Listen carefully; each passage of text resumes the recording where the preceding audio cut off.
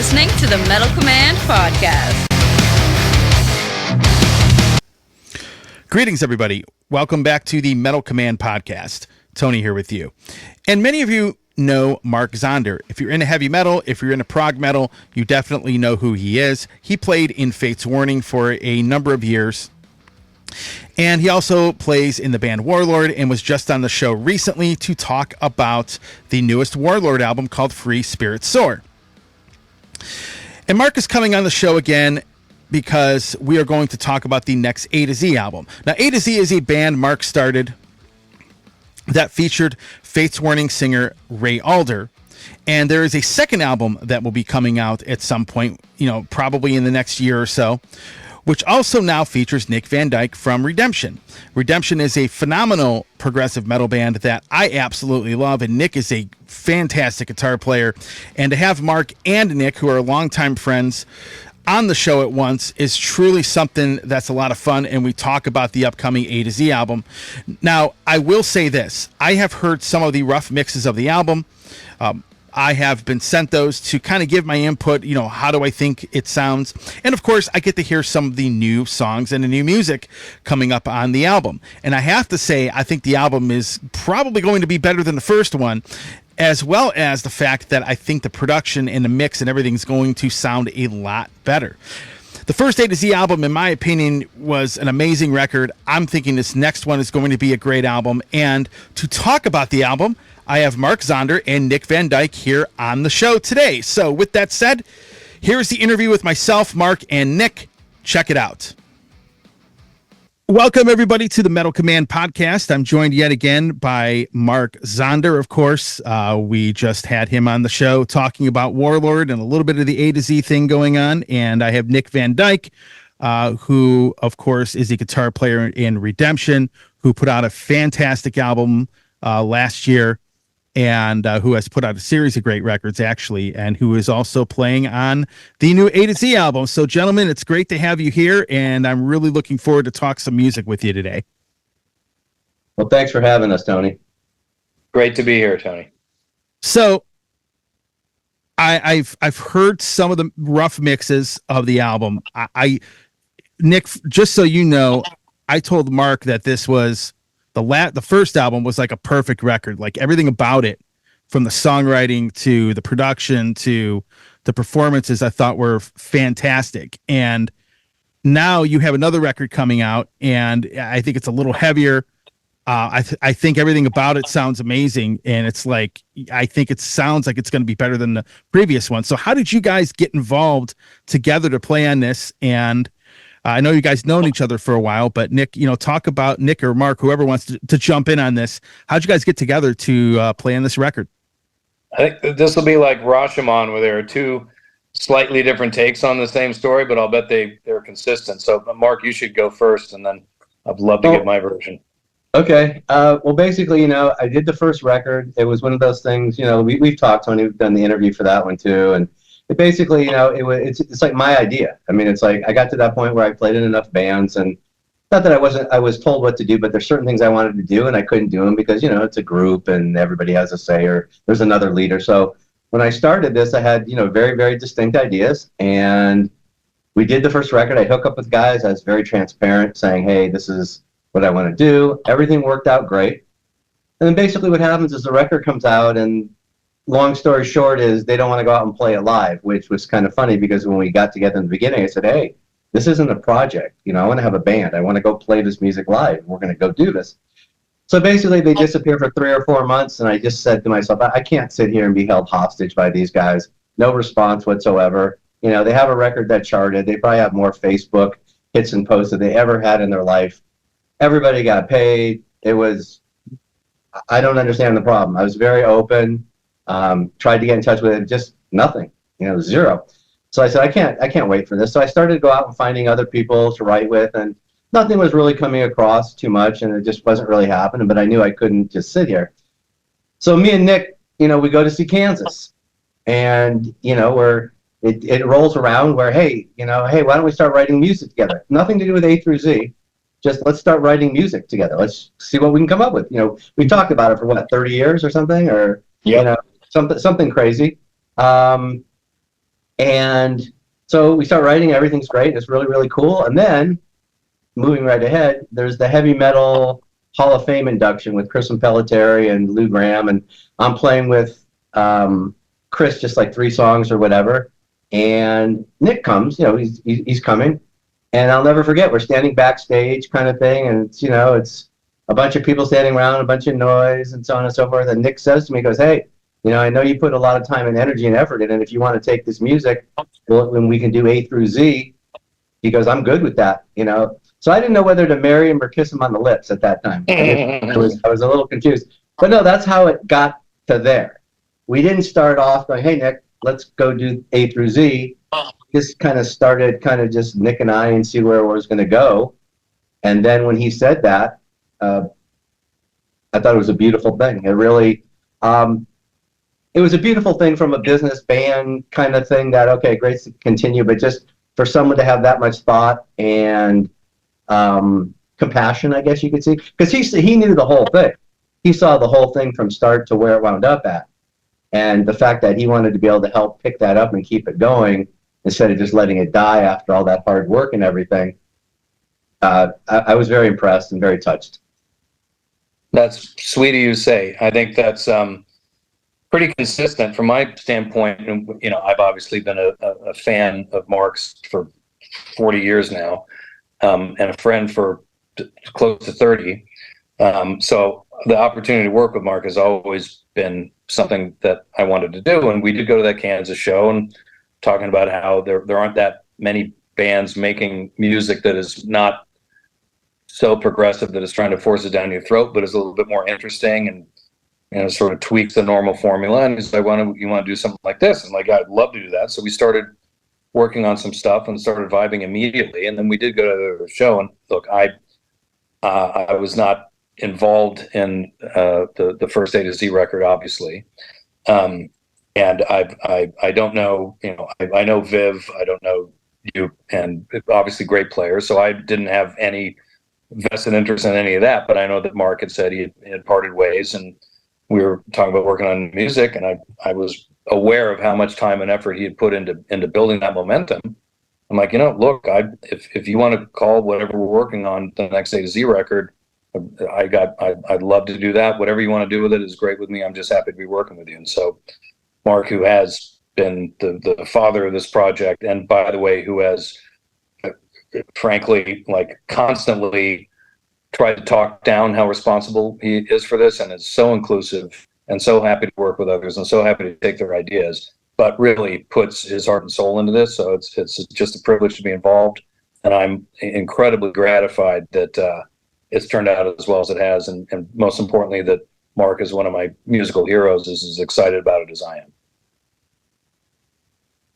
I would agree, because when I heard some of the rough mixes, there are bands that send me stuff a lot that will say, "Hey, what do you think of this song?" or "What do you think of this mix?" And I could hear, the cool thing was, Nick, I could hear some of your style in some of this music, but I didn't listen to it and think, man, this sounds exactly like Redemption. And I say that because Ray Alder is singing on it. He was in Redemption for quite a few records, obviously, but it didn't sound like that.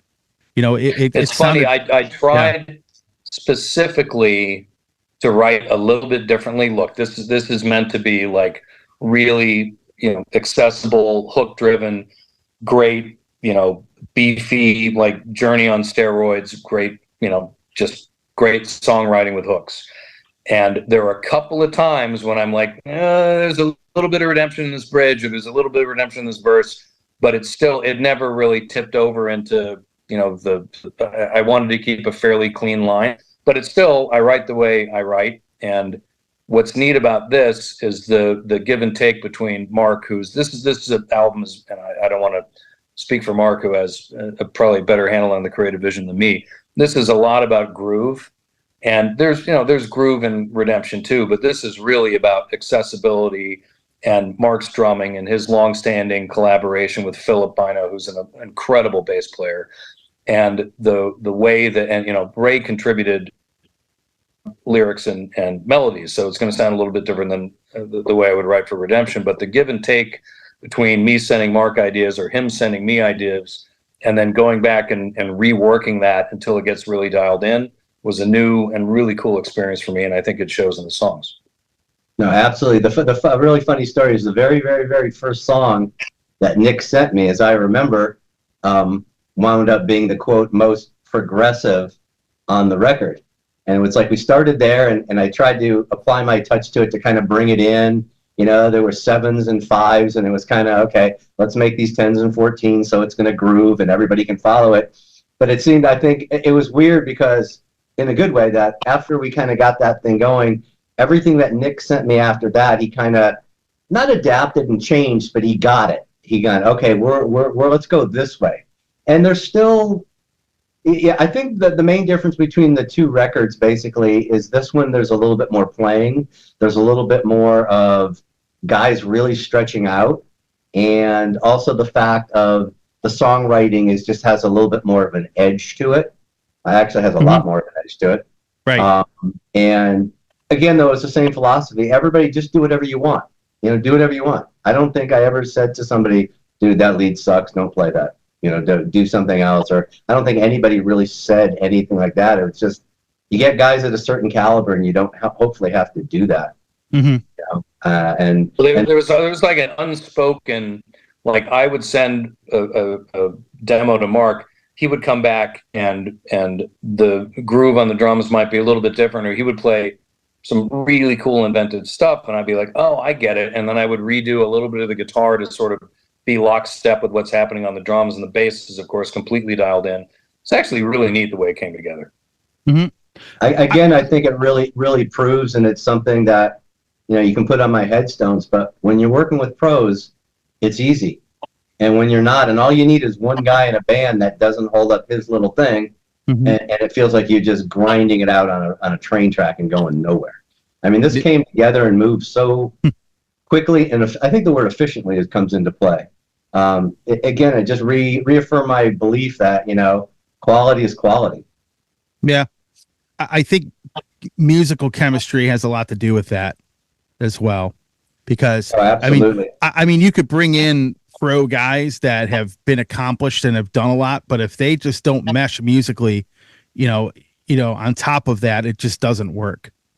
Well, what happened in between getting together with Nick is, you know, I wrote with some guys, you know, big name guys, you know, little name guys. No, there's no Richie Blackmore involved, but like guys that, you know, but the difference was is Nick paired kind of like what the drums were doing and what the vision was. It wasn't like, hey, here's my part. If you like it, great. And if you don't, that's okay too. And I'm going to go on and do whatever. Everybody kind of bought in. And I know I hate that expression, but everybody bought into it. And it wasn't like, hey man, I need to have my this and I need to have my lead and my bass solo or whatever.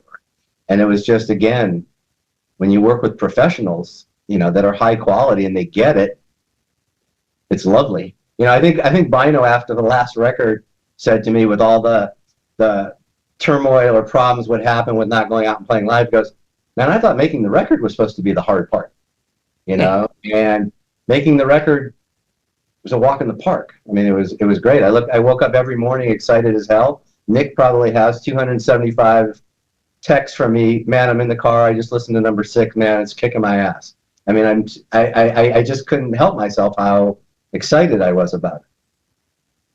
Yeah, you know, I think the problem a lot of people run into when it comes to, let's say, for example, you're talking about the vision.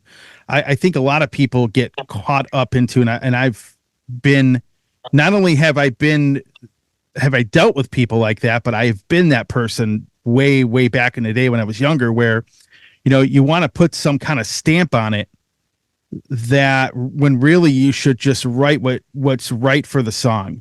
You know, I don't know if it sounds kind of hard to explain, but like, for example, you know, obviously if you listen to the last Redemption album, I mean, it's a pretty heavy record, you know, and the one before that, and they're both phenomenal records. But when you listen to these songs, there's a little bit of that heaviness into the music, but it really didn't change a lot of what was going. I mean, it changed a little bit, in my opinion, for the better, but it didn't really change what A to Z was, right?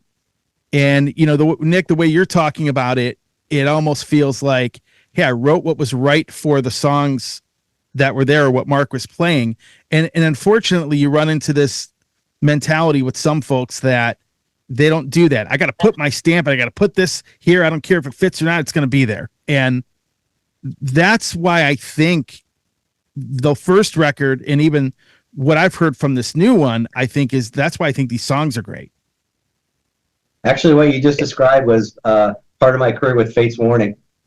Took every riff I had and just tried to shove it in sideways, and then I kind of grew up, and then you start listening a little bit more and say, well, as much as that riff is cool, Mark, it doesn't really quite work, you know.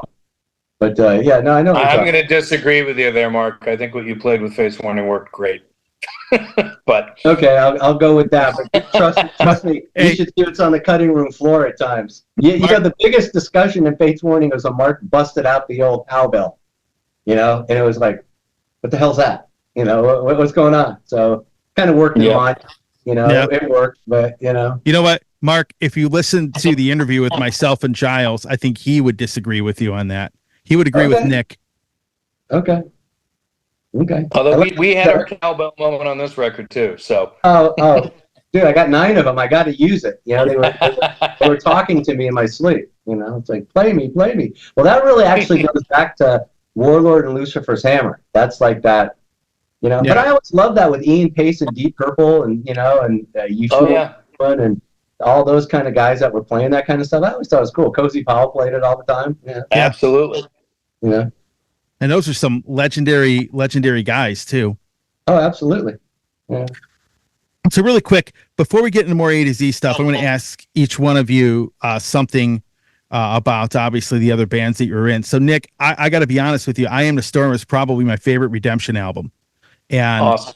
And the whole record, like the last 2 albums, I've really liked quite a bit. I think those are your 2 best albums. And, going forward, I'm like, like for example, Long Night's Journey and Today, I'm like, how are they going to top this?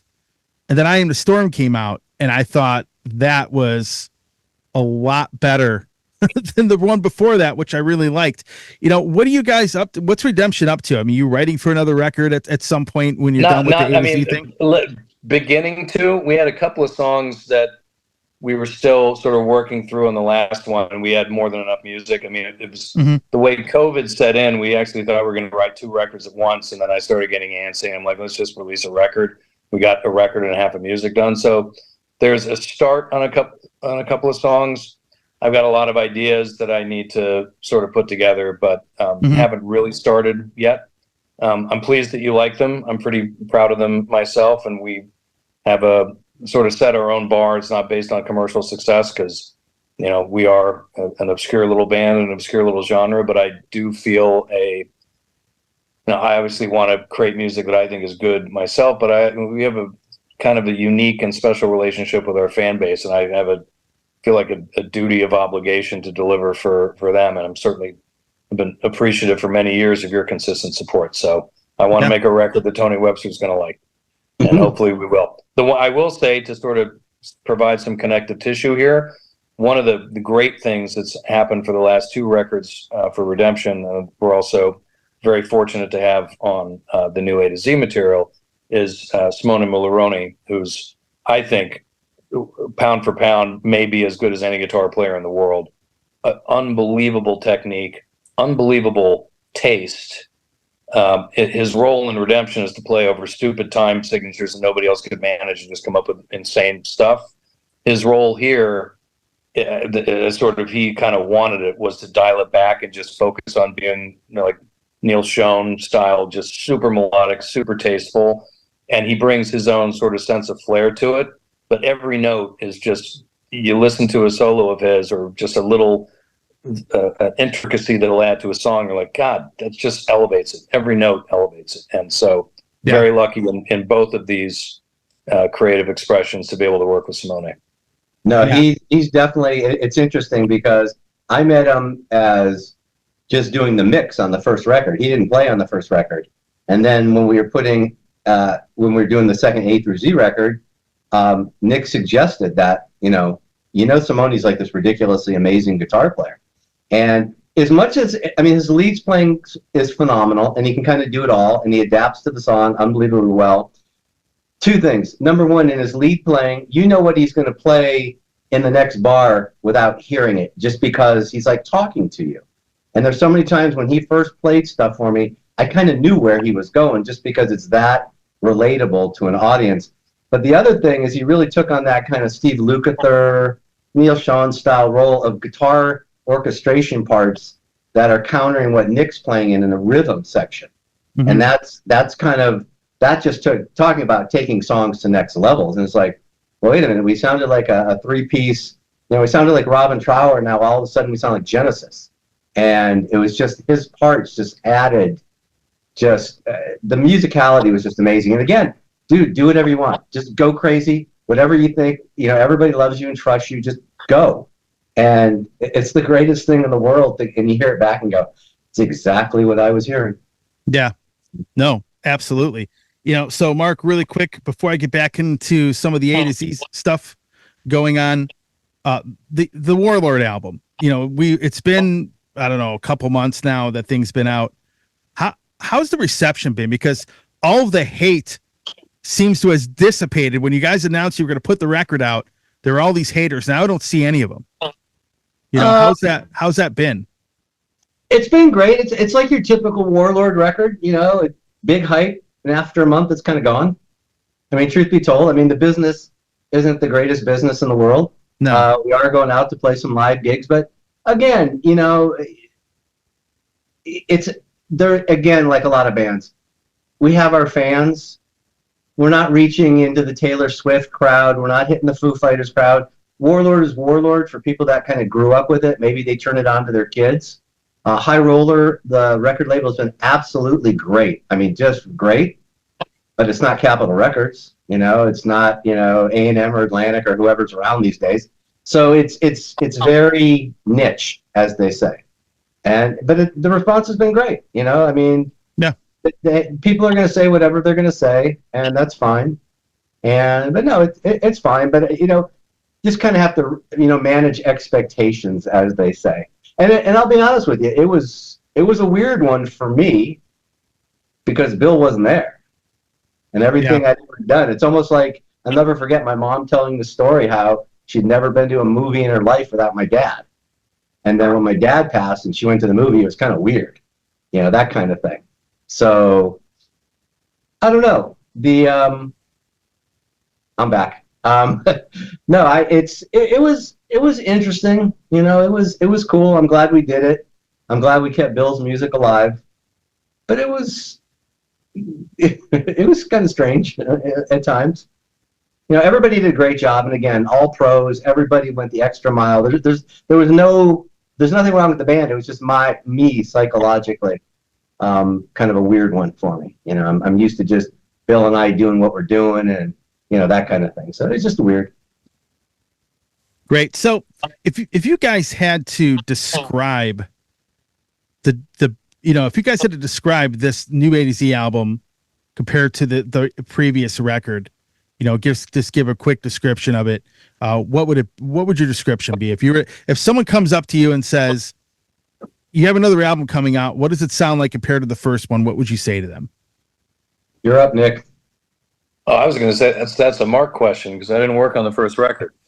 To me, the first record sort of tapped into a 70s vibe, and I think this taps a little bit more, maybe because of my, time frame, more into an 80s vibe. This to me sounds like, an aggressive version of early 80s Journey. Toto, another great reference point, just with a little bit more beef and a little bit more chunk in the guitar tone, maybe. But that's sort of how I would look at the reference point. But I think this is a Mark question more than a Nick question. So sure. Nick basically just called me old with that one, but okay. Not much older than me, pal.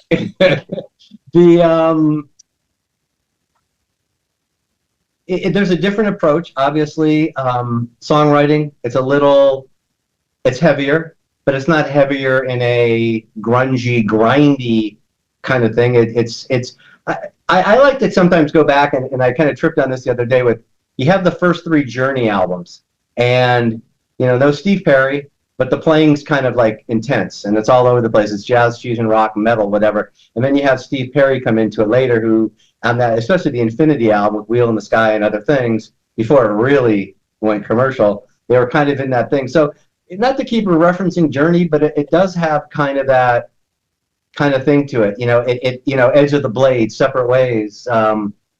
There's a heaviness. The other thing I think that's a major difference, well, there's two major differences, is the guitar playing and the way the approach was taken, especially in the mixing of and the ability to take the sound and really make it happen.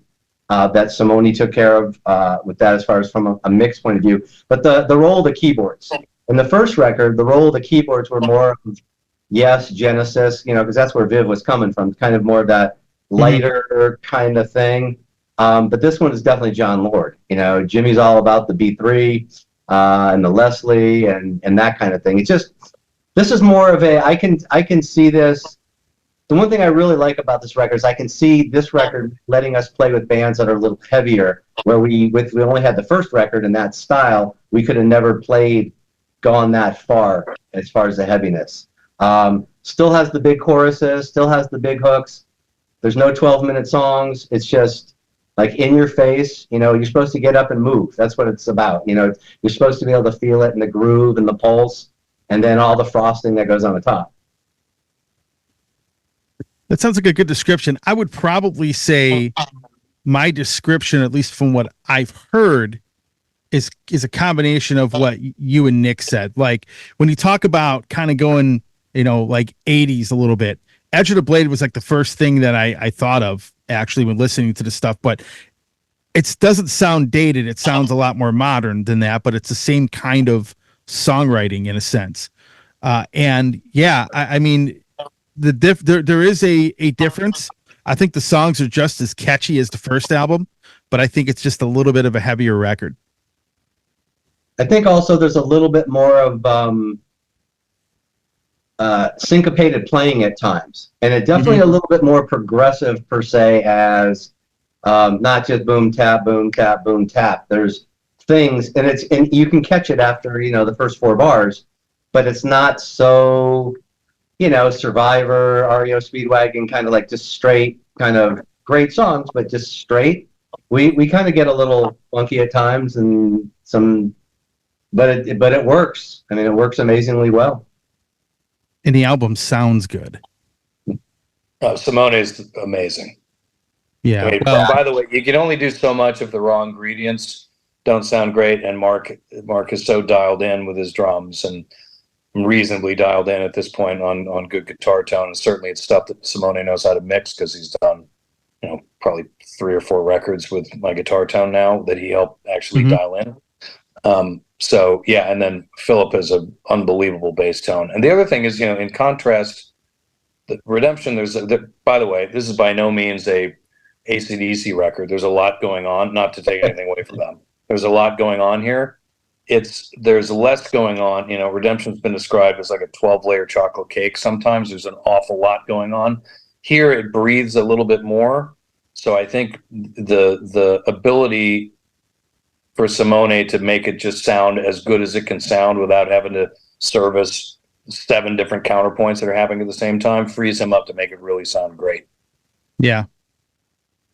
To Nick's point, people don't realize this. I mean, older people realize, younger people don't realize that a mix engineer is just as important as anybody in the band. I bet that. I've done enough records with enough different guys, and there's a true story. Before the first record, again, my whole thing was, we're going to do this the right way. I don't care what it costs. We're just going to do it the right way. So I auditioned or sent out a track to like 7 or 8 mix guys. I mean, we're talking Grammy. I was fortunate enough to be hooked into a Grammy Award guy, 9 Grammys, whatever. All the way to whoever and whatever, nobody you ever heard of, and guys, serious guys in between. Greg Bissonette turned me on to a bunch of different pro guys. No one even came close to Simone. I mean, not even close. It was so obvious who the guy was that was going to do it. Plus, he's the greatest guy in the world. He's that guy that I almost feel like during this record, he's sitting right here, because I'll write him an email, say, hey, can you take care of this? Boom, taken care of. hey, Nick thinks this. Can you take care of it? Boom, done. I mean, Yeah. it's like your hand is going through the computer to his console, Yeah, I mean, and you saw me obviously on the page kind of go on a rant, and just to give Nick a little bit of a reference, I was referencing, 25, 26 years ago when I started doing this, I probably had 50 emails a month from publicists and people at labels. Now I get like 1,000 emails a week. And one of the things, I don't know, there was one night I didn't have much going on and I was listening to a bunch of stuff. And I'm like, and even some of these bands that are signed, it's almost as if they recorded these records and they're just using like the basic templates that some of these plugins have, recording the record and sending it off. And I was like, man, it's like there's like 30 of these albums that sounded almost identical. And when I posted a rant about that a little bit, and I wasn't against digital recording. What I was saying is that these people are just being lazy about what they are doing. And it's like, man, the records were almost unlistenable. And Mark, and you talked about it a little bit. You talked about recording and mixing the album the right way. And again, the fact that the last album sounded so good, because you did that, right? And I think I think you've done it on this one, Nick. I think those last two Redemption albums, just the production and the mix on them were phenomenal. And the thing is, you guys did them the right way, and that's kind of what I want to emphasize when I tell people, yeah, I've heard 3 rough mixes of this album so far. And the rough mixes sound good. You're gonna be blown away by the finished product. Yeah. Yeah. It's the funny thing of it is I kind of look back and early on in your career you're just happy to be doing whatever you're doing and everything sounds great. Yeah. But to really have, I can sit down and mark pivotal points of like the learning curve, and then you're going into automatic pilot. You just know, like when we were working on the songs, I knew kind of like, okay, Mark, I know you're experimenting, you're trying kind of like weird stuff, but okay, that's not going to work. That's not going to work. And I think the experience, and you call it the old man syndrome or whatever, but I really think this day and age, that experience when you're making records as compared to just banging out songs in your computer really show from guys who have done it a long time and have really perfected it and are continuously to strive for bigger, better, and a better sound and better this, better that, as compared to, like you said, let's crank up the computer, put the plugins in, cut it to the graph, to the grid. There is a great thing that Rick Beato just did. It's about 12 minutes long. I love him. I love his channel. There's one he has one that's like 2 hours long, but that got a little too long. 12 minutes of like what's wrong with music today or whatever. And it's all those things. The plugins, cutting to the grid, drum machines, consistent hits, blah, blah, blah. It's like he kind of, and it doesn't help that, everybody's listening on little earbuds that are $29.95 compared to like really listening to music. So, it's interesting. But no, I another thing, and Nick and I talked about it too, is like, if you're going to do it right. That's all there is to it. Do it right. And the people that appreciate it, they'll get it. They'll understand it. Yeah. Yeah, that Rick Beato video is actually very good. But the thing is, like you said, most people are not listening to music the way that the 3 of us probably grew up listening to it. I mean, a lot of people, some people have really good headphones. My son has a really high end pair of noise cancellation headphones that he can listen to music and he doesn't have to disturb anybody with it. But yeah, everyone's listening to $30 earbuds on Amazon. That's what it's come out. And, now you have the whole AI thing going on. And I'm curious what your thoughts are on that whole phenomenon. I mean, Universal Music, I think they just put something out where they're going to, and I didn't go in depth in reading the article, but it was something along the lines that you can use someone else's voice to record or create a song or whatever the case may be. But I've heard some of these AI stuff and I can tell it's definitely not that person, I'm going to give you a great and topical reference. So not to name drop here, but you can tell I'm wearing a golf shirt. I golfed today with Al Michaels, who is in the news because he is permitting his voice to be used in an AI thing for the Paris Olympics. Okay. Where his voice will be copied and he'll do the daily recap of everything, or his AI will do the daily recap of everything, and then it will tee up whoever the local reporter is. And he did it because, it's an interesting way. A, he's making money for doing nothing, but B, it's sort of groundbreaking. But we were talking about it, and I get asked my day job. Obviously, AI has a huge influence at filmmaking and most creative businesses. Mm-hmm. But Al's his instantiation of AI gives me the perfect example. You'll get a guy that sounds like Al Michaels doing a perfectly good job of recapping today's events. You will never get a "Do you believe in miracles?" hot call, because that requires a human spark and ingenuity. Mm-hmm. And I think ultimately you'll see in music, AI will be used as an excellent tool. I mean, we like to leave the human element in Redemption, but there's an immense, if we wanted to spend 6 weeks in the studio, we would. This is not the 80s, and we don't have that kind of recording budget, so we need to make the best of what we can. Mm-hmm. And so there's work done cleaning drums, as an example, to make sure that they're, the tempo is pretty steady, and we don't take the human element out of it. But it takes a lot of work to clean drums, and also part of that is making sure if you have a tom that hits in the tom channel, you don't want that ringing out in your overheads and cluttering the mix. So there's an immense amount of work that goes into cleaning a drum performance, as an example. AI ultimately can make that really simple and shorten 100 hours of work into 2. So I think it'll be a great tool and a terrible master, kind of like money. Excellent servant, terrible master. Yep. And I think what makes this type of music enduring and so important is it really is human beings playing. It's not reduced to computer generated crap, which is frankly a lot of what music is today. Not taking away from people that there are very talented people that perform in that milieu. This is, like the Foo Fighters are in the news for talking about they're doing the Errors tour rather than the Eras tour, because they're human beings and they make mistakes. And I think that's a hallmark of musicians playing this style of music. You take pride in what you do. You want to do it well, but you also recognize that it's the energy of creative human beings combining to make something great is what makes this special. Mm-hmm. Sorry to ramble there, Mark. I'm sure you That's can. okay. Actually, I got goosebumps. I got goosebumps when you gave the miracles quote. I relived that whole thing. Like I mean, that's every time I hear that, you get goosebumps. But yeah, one of the things about being older is that sooner or later I won't have to deal with it. The whole AI thing, to me, the biggest problem is that people are going to accept it as the norm.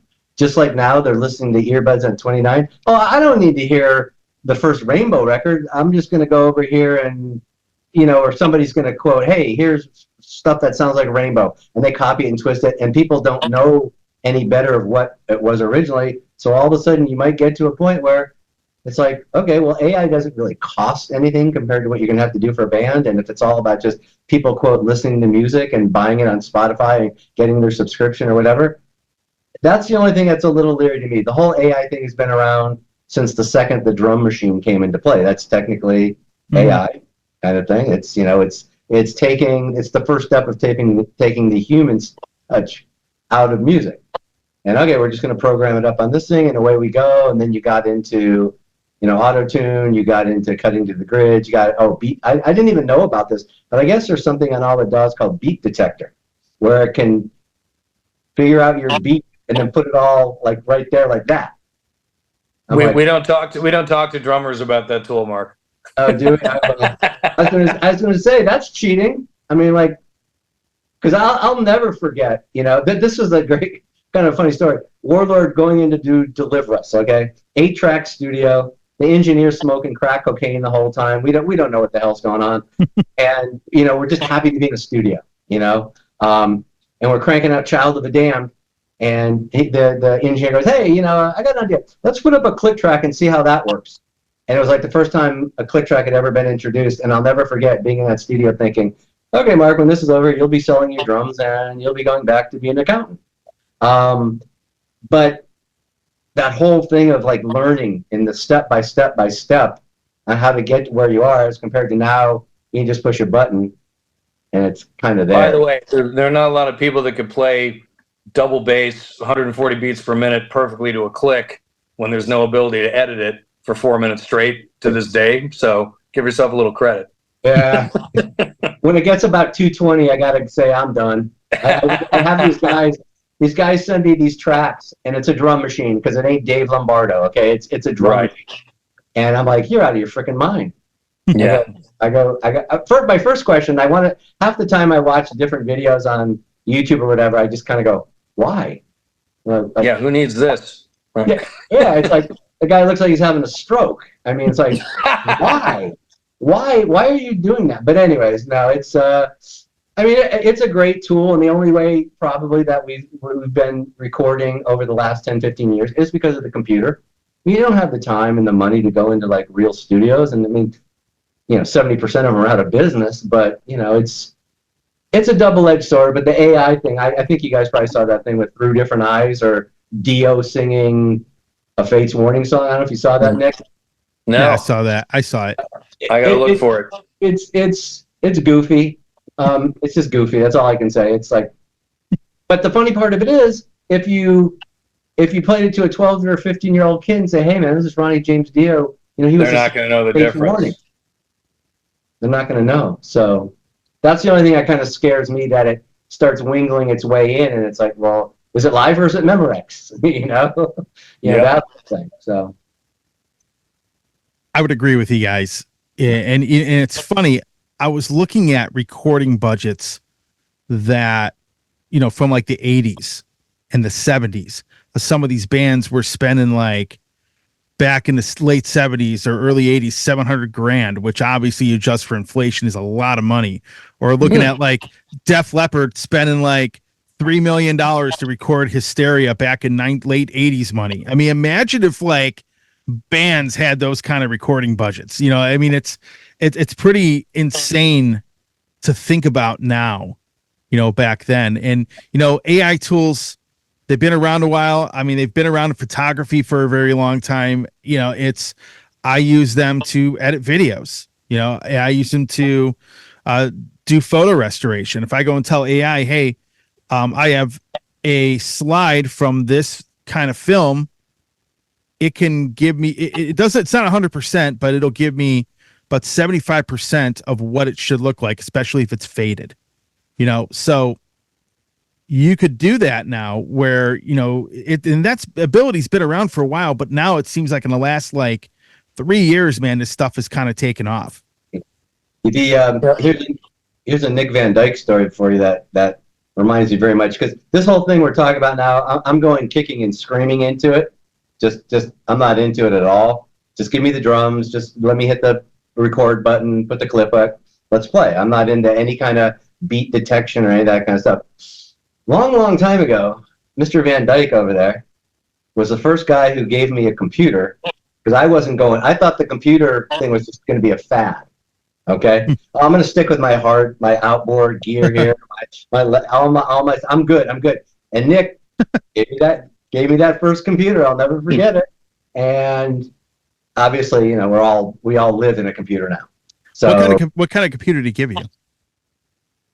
I can't even remember. It was a PC. No, you and Jill came over. I was living in Burbank, and the big thing. But it was like, oh wow, a computer. I wasn't using. Yeah, I do remember actually. Yeah, I don't remember exactly. But the irony here is that, not to just keep blowing smoke, but you're probably the person more responsible for the involvement of electronic drums in heavy music than anybody I can think of. So you may have called it by a different name, but you were experimenting with this stuff long before most people. It's funny you say that. I've always thought that, and the funny part of it is even guys like Bert didn't play it with the acoustic at the same time. He would turn around and play that That's right. and then turn back around. Where I've always, and it started when I was playing with like Hannah Motion or plain English and that whole thing. And then when I got into Fates Warning, we had the triggers and we had the big rack, and I had the different sounds, and you play it within the thing. And on both A through Z records, all the electronics are played, because the whole thought process is like, when we go play it live, what are you going to do? have a program track. No, you're going to play it. So play it. And, but I appreciate that, Nick. I'm going to give you one more optimistic take on AI because it's come up in recent conversations in what passes for a day job. When the camera got invented, I won't even make up a date. Whenever it got invented, all the people that were painters were like, "Oh, the world's ending," because the ability to now render something photorealistic replaced what they were doing. But that gave birth to Impressionism and ushered in 50 years of the greatest creativity in the history of art. Yep. So I think we're in very early innings here with AI. I think the best creators will use it as a tool, and it will probably unlock stuff we can't even conceptualize right now, hopefully for the better. No, absolutely. Hopefully for the better. Yeah, and sometimes things come full circle, right? I mean, everybody thought vinyl would never get made again, and now it's a lot more popular than it was, 20 years ago, right? Yep. Yeah. There's that whole aspect. I mean, even in photography, the digital camera, that was the end of film, and that had a resurgence because that's what I do. There's, a lot of times things come full circle, and it's hard to predict what the future is going to be. It is what it is.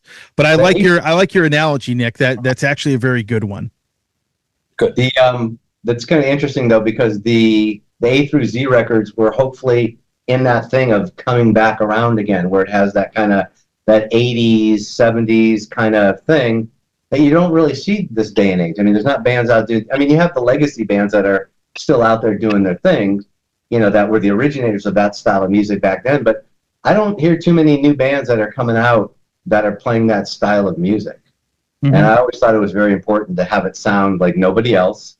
Yep. And just be that thing, and I always thought that was kind of like one of the main ingredients that you needed to be successful, is that you needed to be something like when they wanted to hear A through Z, they had to hear A through Z. They couldn't hear Johnny's band, Ricky's band, and Sammy's band and go, okay, I get the same fix. That kind of thing. That's why it was a top 10 album for me when it came out for the year. Cool. So, well, I have one last question for you guys, and before we end this off, any last words to say to people anticipating this album coming out from either one of you? Any last words to say to any fans that are going to be checking it out?